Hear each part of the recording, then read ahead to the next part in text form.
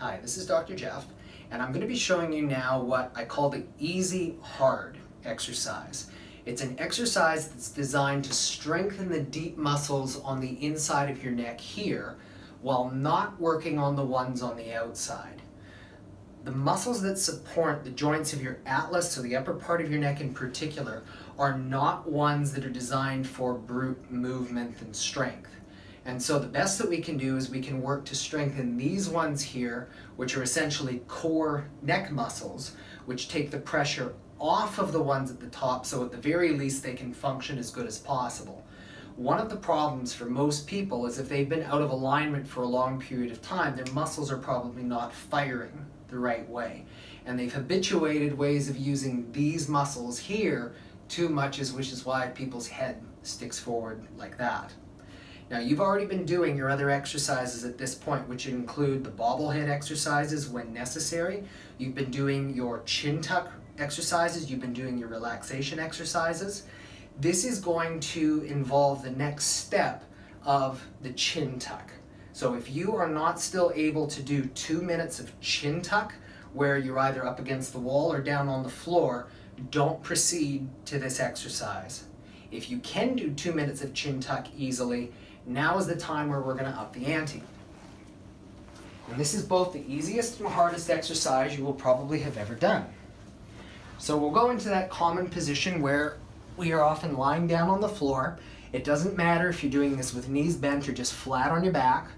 And you're going to need to get your head into that neutral position where you're not tucking your chin down, but also where you're not going to be leaning it backwards like this. So eyes are straight up to the ceiling. And all you are going to do is you are going to lift your head 1 centimeter off of the ground like this.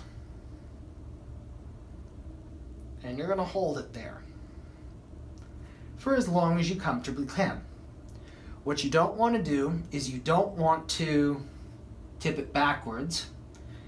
And I also don't want you lifting it so far like this that it starts to engage your shoulder muscles.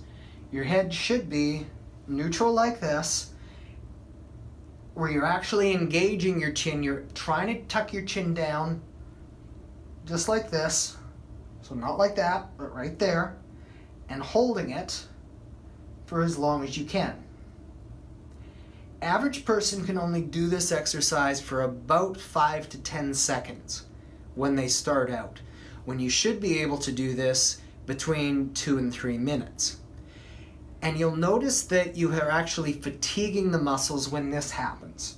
So you'll have your head in this position, and you might even feel just a little burn midline happening here. But then there's going to come a point where you start to feel the muscles on the side here start to engage. They start to tighten like this.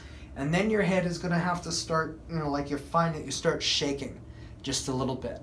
When you get to that point, you have fatigued the muscle that you are trying to actually exercise. And now your body is using the ones that you don't want to exercise to try to keep your head in that position. So when you notice that it's no longer easy to maintain that position, and to where you feel the side of your neck start to tighten, or even where your head starts to bobble just a little bit, you're done, wherever that is. Some days you may be able to get a little bit farther along, other days you may not be able to get as far along.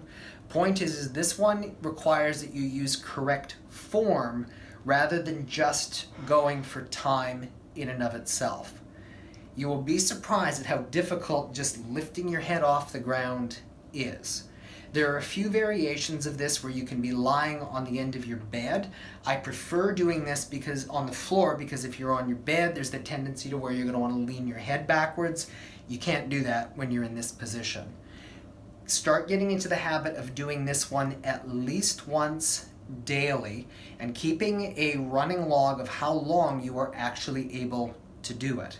If you're able to do this for 2 minutes from the get-go, my guess is you've probably cheated a little bit. Remember, you need to be using these muscles midline versus the ones to the side.